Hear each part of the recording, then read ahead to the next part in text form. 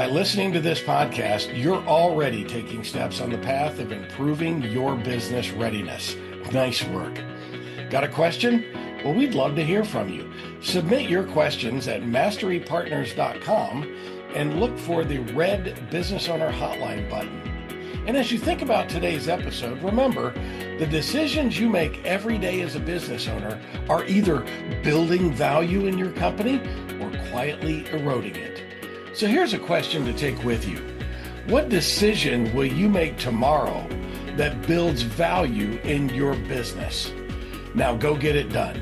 At Mastery Partners, we're the people that make companies more valuable and more transferable. Our guides help business owners build companies that's ready for whatever comes next. And if you want to see where your business stands, visit masterypartners.com to learn more about the Transition Readiness Assessment. So until next time, keep maximizing business value.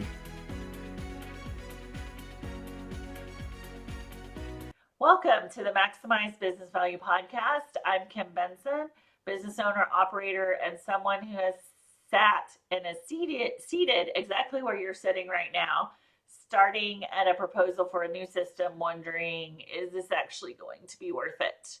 That's today's question. How do I know if investing in systems, whether it's EOS, CRMs, project management tools, dashboards, automation, AI, is it actually worth it? And I want to be real with you. The answer is not always very obvious because math isn't just financial. You're evaluating time to implement, adoption with your team behavior change, and whether you're solving an actual problem or just adding a layer of complexity that feels productive. Or for me, I like we have the shiny new toy, aren't we innovative? Problem. Those are hard questions, and most business owners are making those calls without a clear framework. So what I've come to understand and what today's conversation is really about is that systems don't create value on their own, but the absence of some of the right systems can erode your value in your business value in ways most owners don't see until it's too late. So at Mastery Partners, we help business owners build companies that are more valuable and more transferable, and operational systems are a much bigger part of that equation than most owners realize. So let's get into this. Joining me today are two Mastery certified partners who spend a lot of time helping business owners see the operational picture clearly. Gil Bean is with us and brings a sharp analytical lens. He's the kind of advisor who won't sugarcoat what the data is telling him, no matter how much I ask him to. And that directness is exactly what business owners need when they're making high-stakes decisions about where to invest. And Terry Chevalier understands the strategic side of building the systems that actually hold up over time, not just in the short term. So Gil, Terry, welcome. Glad to have you here. Thank you, Kim. It's nice to be here. It's nice to be with both you and Terry. Thanks, Kim. Looking forward to it, and my good friend Gil here. Yeah.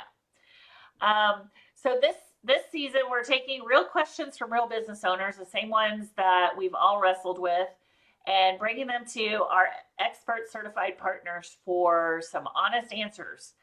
And if you have a question you want featured, submit it at masterypartners.com on our website. You should see a big button that says Ask Us a Business Owner Hotline and Ask Us a Question. But today's question, how do I know if investing in systems is actually worth it? So Gil, I want to start with you because I think there's a version of this question that's actually the wrong question and business owners are asking it anyway. Is this, and business owners are asking anyway. So Gil? That's interesting terminology, Kim. I don't think it's the wrong question. I think it's a legitimate question. There we go. But I think it's very myopic from the standpoint that it focuses just on the dollars. What are the dollars? What are the license fees? What are the dollars associated with implementation? What are the dollars associated with the effect on the organization and bringing people on board with it and training and so forth. All of that is very legitimate. But another way to look at it is from the standpoint of what happens in the absence of any kind of a system, regardless of what the particular discipline is, what happens in the absence of a system, and how that affects operations. So if you're looking at it from the standpoint of you have operational deficiencies or operational weaknesses that a system can resolve, then you have to take that into consideration. And maybe that is, I would put that question a little ahead of the financial cost. But I think both are legitimate. If you have operational weaknesses, it's really going to affect and compound, if you will, over a long period of time. It's not going to be better in the fall than it is right now. It just doesn't work that way. So things just get worse and more pressing, and then you end up at a different part of the curve. So the trigger really isn't the software, it's the symptoms of what lies underneath the operational. Absolutely. I don't know if you're familiar with this. It's not even a statistic, but from the standpoint that an incredible amount of incredible percentage of ERP software that has been licensed over years and years in the technical world is sitting on a shelf. And it's not sitting on the shelf because it doesn't work. It's sitting on a shelf because it hasn't been assimilated into the organization. And that really is the biggest hurdle that needs to be overcome. Yeah, I worked with a business owner who paid for a CRM because I can implement CRMs, but he paid for a CRM, and not a cheap one, a very expensive one, for 3 years and did nothing with it because that wasn't the problem. He thought it would solve all the problems. Terry, what do you have to say about that? Yeah, I mean, I think you guys are nailing it. I mean, when we talk about systems, the system is a solution to some sort of broader, call it problem, issue, or initiative, right? It stems out of what are you trying to achieve and what's in your way. Is a system a way to deal with that? And then a lot of times people, to Gil's point, a lot of times people say, well, I'm gonna throw money at the problem and I'm going to solve the problem. And I'm throwing money at the problem by buying a license. But you haven't thought about, well, how does this affect people's work? Because if it's negatively affects their work, they're not going to use it. So what's your change management strategy? Then are there upstreams or downstream effects of this? Does it affect my suppliers? Does it affect my customers? I have to think through this and have an all-encompassing solution for that. Because ultimately, all this stuff that we're talking about, Mastery Partners, boils back down to business value. And that's the lens by which we look at the world. And we look at if your business has higher value, means it's a better run business. It's a funner business to be in. You're growing. Everybody has clear roles and responsibilities. But the value driver we're talking about here is operational dependency. So if I throw a bunch of money at this and I build a system, but if people leave and things break because I don't have a system that actually operates independent necessarily of people, or including the owner, then I've basically kind of shot myself in the foot. And a lot of times the buyers, I mean, they sniff this stuff out. Folks, they have seen so many deals. They know right off the bat if you've got something, if you're using it, or if you're not using it. There's some basic questions they'll start asking you. So anybody who looks at the business from long term is going to see it. And your business may feel strong, may look strong, but if we take the owner or some key people out and the wheels start coming off the car, you got a problem. So I guess the question is, how do you dig? I guess you just need to dig through the layers to see what the real problem is that you think this software is going to solve. So yeah. If I think I'm having sales issues and we have a pretty good sales process, but they need this CRM because then I can, that's the thing that will fix it? Yeah. Or what would you say about like digging those?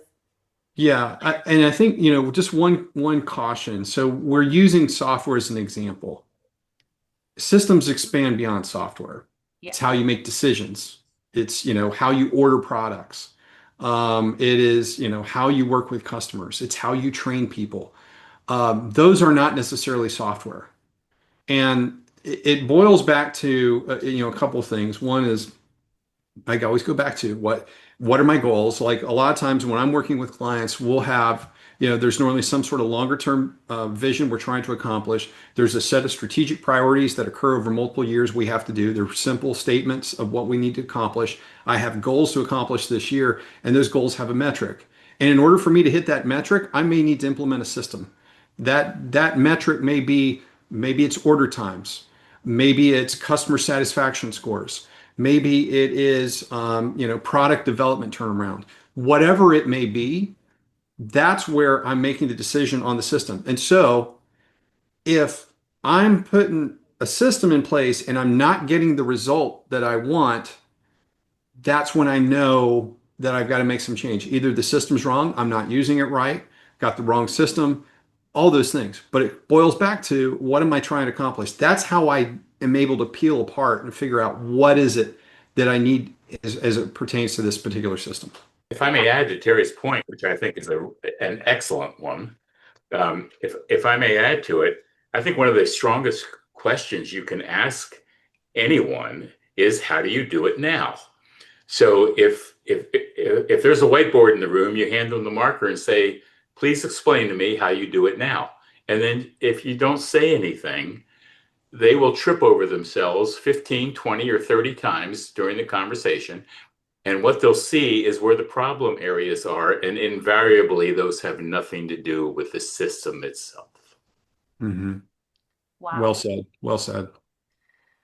I'm feeling a little self-conscious about my own business right now, Gil, with you saying that. Sorry, Kim. What's Sorry. lurking? No.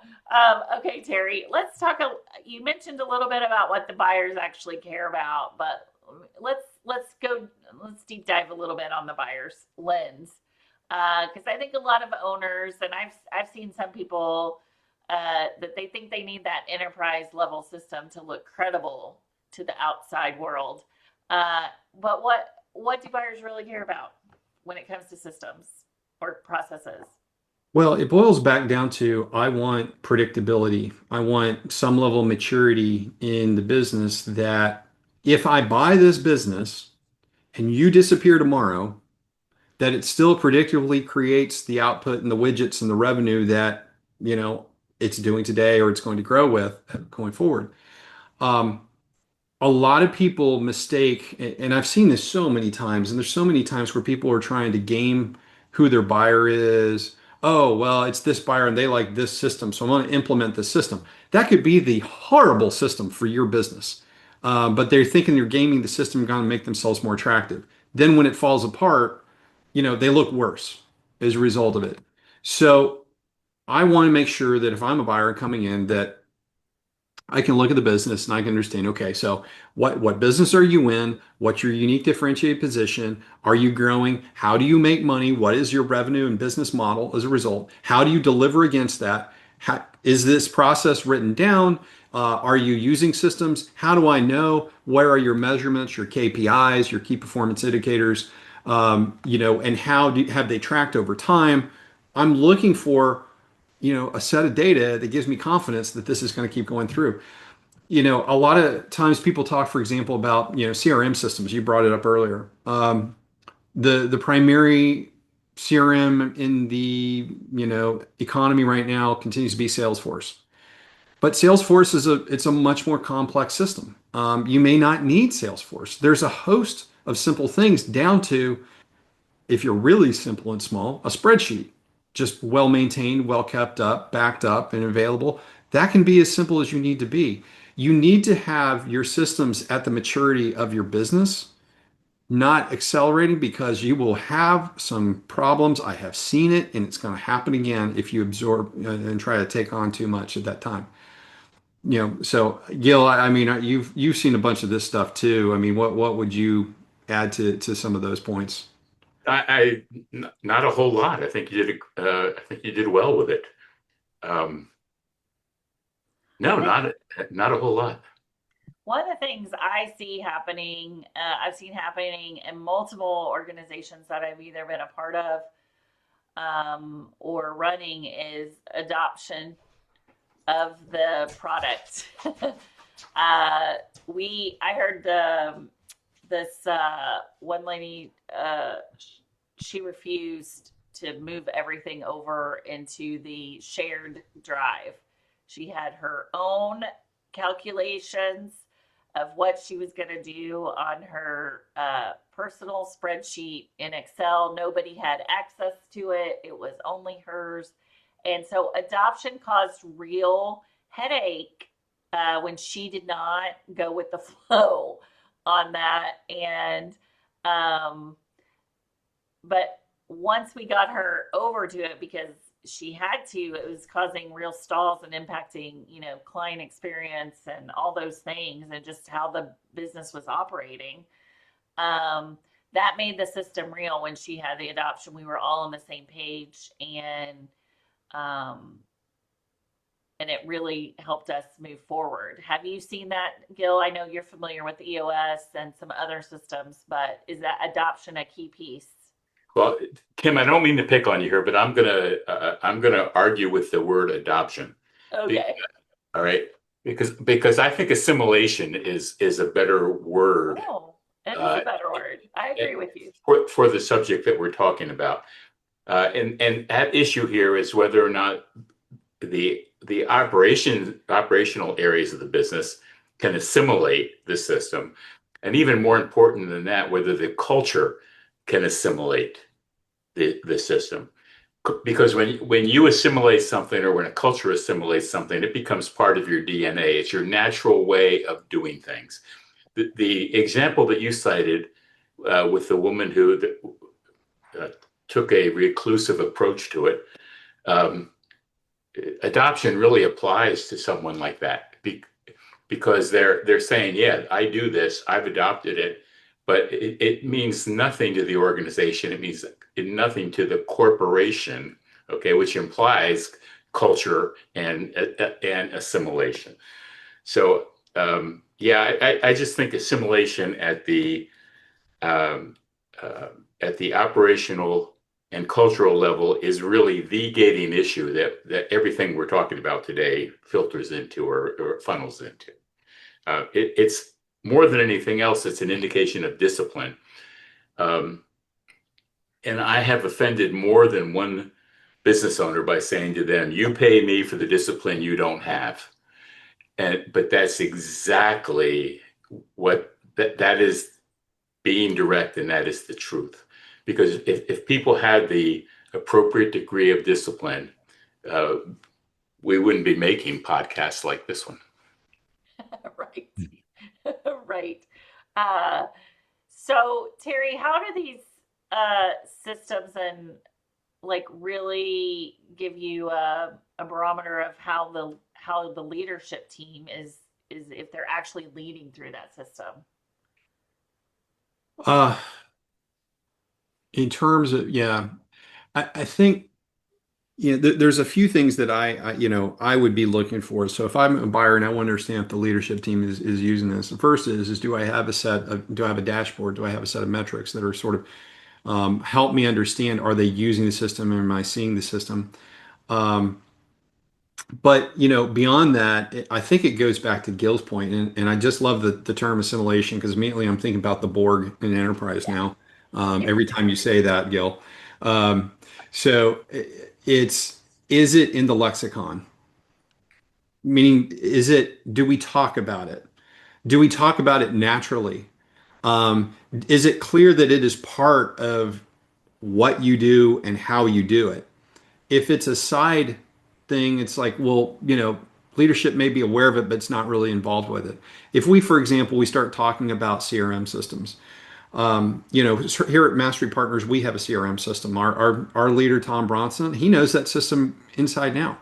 He'd be able to tell, anybody from the outside how we use it, how we think about it, why we did it, how it adds value for us in our business. I would expect every business owner who has a system and every leadership team would do that. So it really boils down to those two things. It's like, do I see the evidence in terms of the KPIs that are coming out of it? And the second thing is just, do I hear it?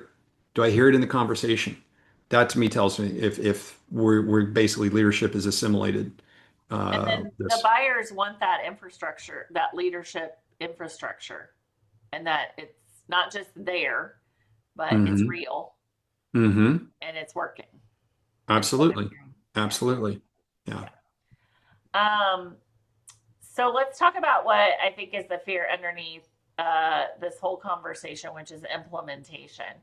Because we're all very optimistic that software will work. Like once we've identified the underlying issue and, okay, this is the thing that we think will help us become more efficient, will help us achieve our goal, right, that Terry mentioned. And will my team actually use it? So, Gil, I kind of brought this up a little earlier, and it's a legitimate fear of if I'm the only person using it. So to me, it sounds like, I guess it's a leadership issue as well. If your team's not going to use it. Yeah, there is a leadership issue. I have right now in my head, I'm thinking about how many Gantt charts I've seen tacked to how many walls and how many offices. Yeah. About we're going to implement this system. This is where we'll be in November. This is where we'll be next summer, and so forth. Again, not to minimize the importance of project management, so to speak, but an equally, if not more important question is, why are we doing this? Yeah. Why are we implementing this system? And why is that important to the corporation? And why is it important to individuals within the company? That really, to me, is a thing that has to be emphasized, and possibly even overly emphasized. The other thing is whether leadership leads by example. I mean, does the president of the company, the head of the department, whoever you want to parse out here and talk about, do they buy in? Do they use the system, or do they see it as something that is there for their convenience? And again, a rather harsh comment, I admit, but information has to flow in. It has to be bi-directional. If information is just going to flow up to management so that they can keep score, that's one thing. But if management is going to use it to direct the activities of the people that report to them, then it becomes bi-directional, and systems like that have real power. My last comment on this is that's a very prevalent problem with CRM systems is information only flows in one direction. It only flows from the end user back to the mothership, so to speak. Yeah.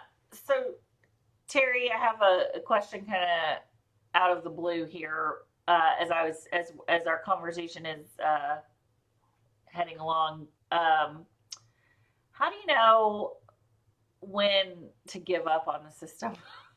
Not a system, maybe software, because you invest all this time and energy and effort, and then you're like, it's just not yielding the results. It's not, the people don't like it, they hate it, it's not intuitive. And one of the things I'm thinking about as I'm doing this is some systems you have to give it a wide lane to take into account.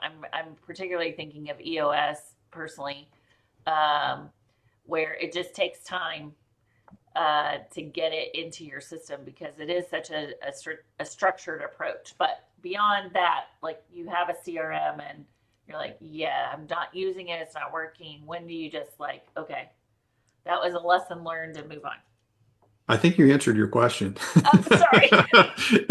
It's a It's problem when yeah, you go, it's not working. I don't like it. I'm not using it. Ergo, I probably don't need to use it. So I think, when you go to these things, again, remember what I said earlier is that the implementation of a system is in response to a need. So you have to be clear about what your need is and then have a vision of what success looks like at the end of this. So I should then have an idea of what success looks like. Am I getting to success? And if I'm not, I have an issue. And and kind of a side note, I just have to mention, because I mean, we were talking about implementation, and I don't know if everybody else has had this, but I don't know why. But project managers, for some reason, when there's a big implementation, they always call it Project Everest. I don't know why. I don't know why. We decide to choose the tallest mountain in the world as the example and the moniker that we're going to use every day about doing this. It does not need to be this complex, folks. I mean, it really doesn't. But you do have to think about that implementation. A lot of times, and I'll take this as one of the things that I learned from some of the consulting firms that I'd worked with in the past is, we talked about this thing called change management, which is a very corporate-ish kind of word. But really, basically, it boils down to, if I implement a change in the business, it's going to have one of three effects on people, and it's going to be different for everybody. It's either going to make their life better, yay, I'm going to promote this change up because they're going to be all over it. It's going to have no impact one way or the other. I need to educate and make sure they don't go the other way, or it's going to make their life worse. And I got to have a solution for that. So if I'm talking about these systems, this is where I was saying you don't just throw money at it. You have to think about, what does success look like at the end of this? What's going to get in the way of me actually getting to that success? So if I'm implementing a system, I got to put the system in place. How am I training people to it? How are we going to use it? What are our expectations on timeline? Are we going to start small and build over time? How are we going to do that? All of that has to be thought through. And I'll say this, the bigger the organization, the more time it takes to do that thought. If you're a smaller organization, that could be literally having a conversation over 30 minutes. If you're a big multinational, I mean, that's like months of work to figure that out. People immediately go to Project Everest and the multinational, and what we're talking about, this is the 30-minute conversation, sketch it out on a piece of paper, refine it, and go forward and execute. yeah, it's so funny that you say that. That was not the project name that we used when we had a company I worked with got bought, and we had to migrate the CRM system we had been using to Salesforce to align with what they were using, which was Salesforce, so they could get the dashboards and all those things. Well, it took, everyone's like, oh, it'll just take a couple months to migrate the CRM over, and it took 10 months to move everything over. And this was a mid-sized company, but we took that approach that you took, that you just outlined here of what did the system do, and what did we like about what the system did, and what were the gaps, and then can this new system, I mean, we didn't have a choice of choosing which system, but there's a lot of pieces along the way. But one of the things we did when we implemented is we didn't turn on everything. We weren't at that full 90 miles an hour, everything's working, bells and whistles. We turned on some automations to start when we rolled it out, and then once everyone got used to how it worked, then we rolled out different features that really turned up the efficiency once people were assimilated. Gil, that one was for you. So anyway, I think that's just an interesting way when you're talking about implementation, about answering those questions and how we're going to go forward. And Gil, you have anything to add on that? No, it's great. Thank you. Okay. So I think, Terry, you also mentioned the communication side of it, like reframing how we are introducing the software, like bringing them along for the journey, but also here's how we're eliminating, here's how we're solving this problem. So this should be nicer and easier for you. Yeah, it's predictable. Like what you'll find is certain systems have different effects in different departments. Like some may be for procurement, maybe it's a godsend, but maybe for the sales team, it's horrible. So you can figure out where those problems are, and you start working through how you're going to solve those before you even get started. Because the last thing you want to do is start implementing something that's just not going to work. So a lot of times that's where the failure happens.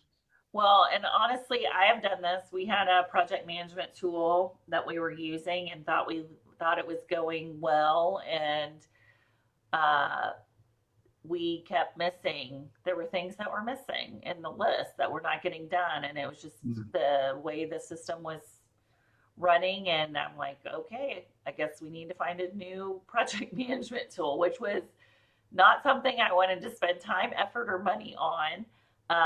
But it did in the end save us a lot of time, energy, and effort once we made that decision and moved forward.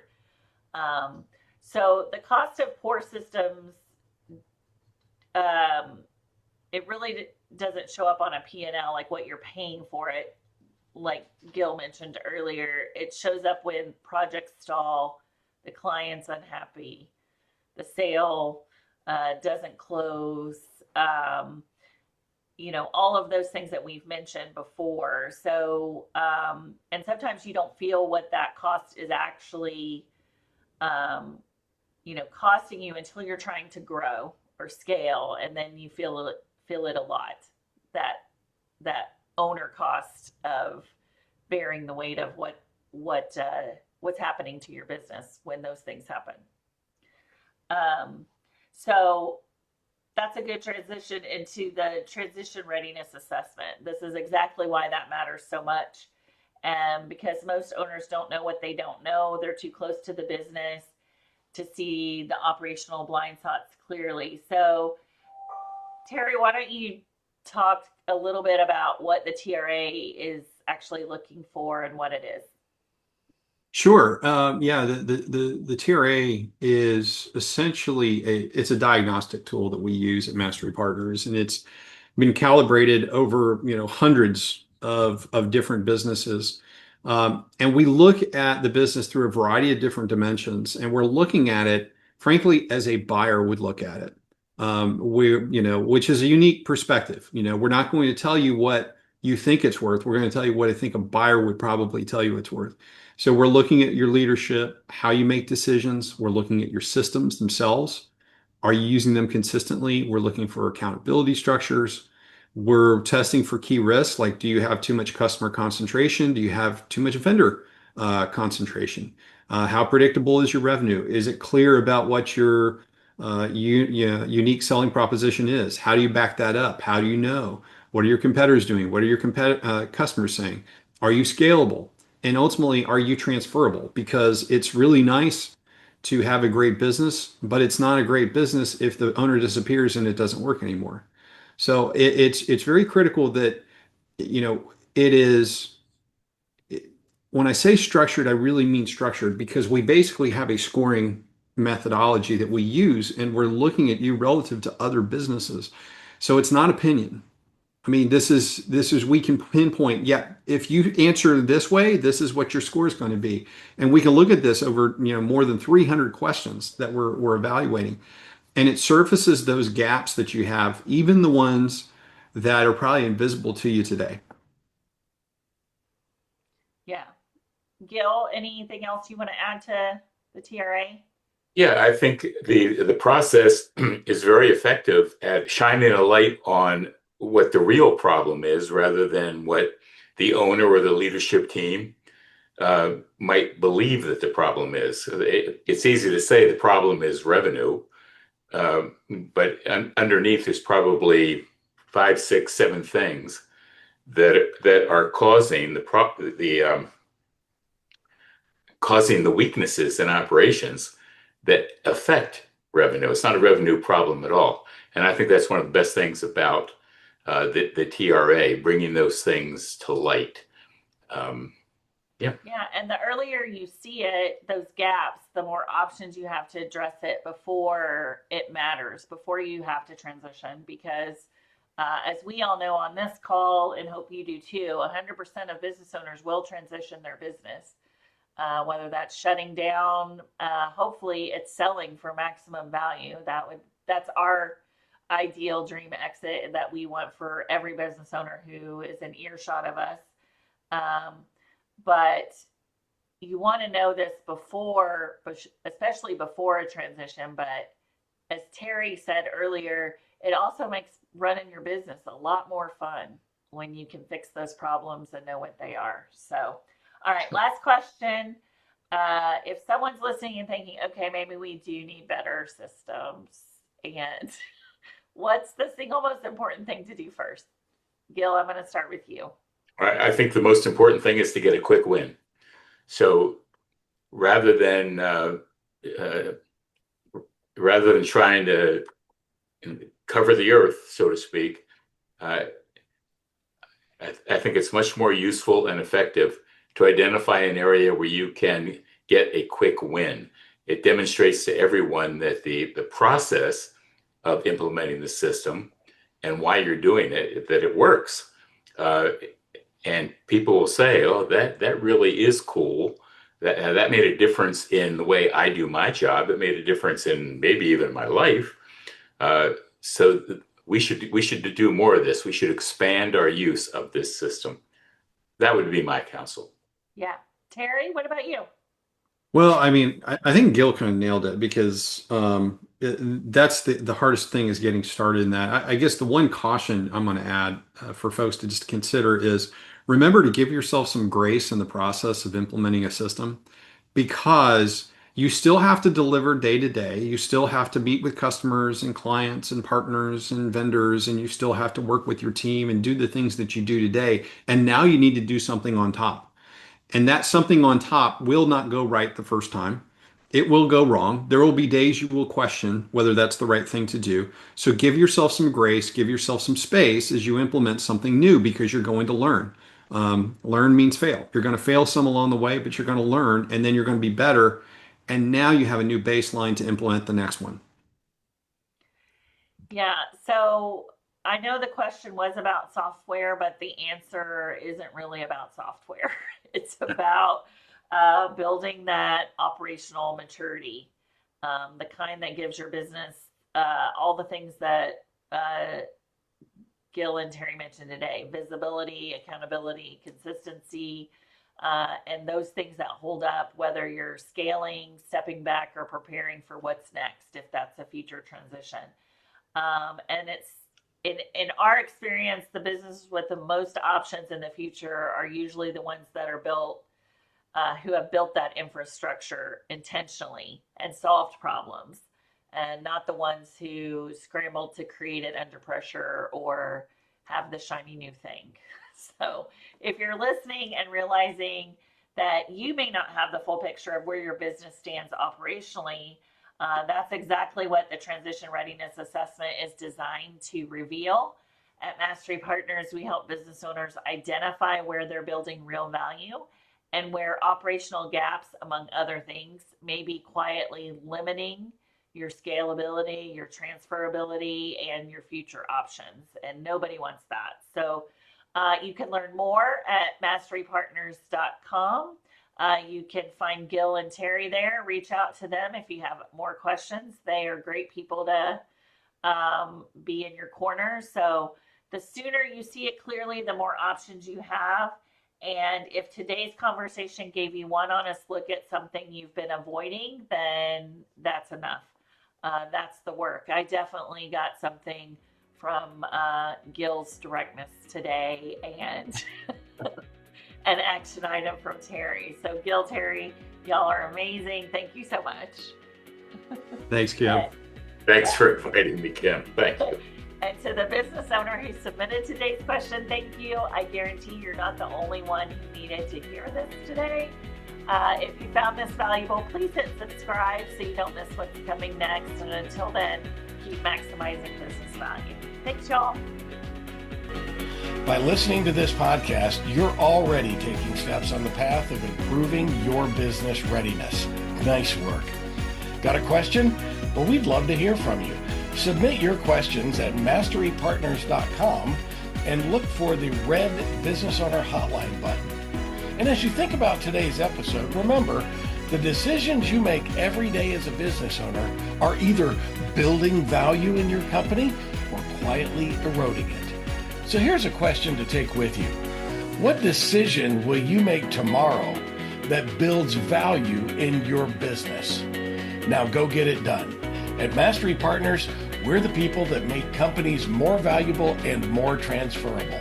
Our guides help business owners build companies that's ready for whatever comes next. And if you want to see where your business stands, visit masterypartners.com to learn more about the Transition Readiness Assessment. So until next time, keep maximizing business value